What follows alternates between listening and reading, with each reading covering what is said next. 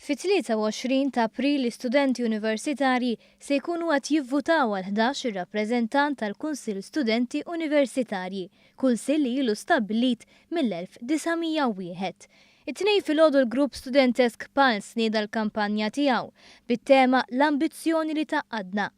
Il-ħsieb wara din it-tema nibet mill-bżonn li aktar studenti jkunu ambizzjużi u attivi fil-ħajja universitarja.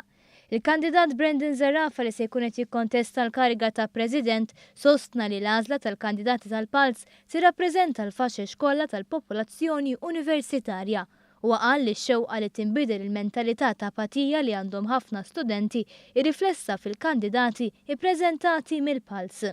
Tim li għal-kontrarju ta' snin oħra fih 4 first years li huma determinati u mimlin enerġija biex ibidlu, għandek ukoll 5 nisa li huwa l-iżjed tim femminili li qatt tikkontesta l-KSU huwa tim overall determinat u kapaċi ibiddel fejn hemm il-bżonn li jinbidlu l-affarijiet. Zarafa sostna li t-tema se tkun riflessa wkoll fil-proposti elettorali li se tippreżenta il-PULSE fil-jiem li ġejjin. Ħanatu importanza social policy, il-kultura, għax hawnhekk għandek il-cultural entertainment ma' qudiem flimkien ħanatu importanza lill-kultura ukoll forsi jiġiet neglected dawn l-aħħar żminijiet u mbagħad għandek l-isports ħanafsu fuq ukoll.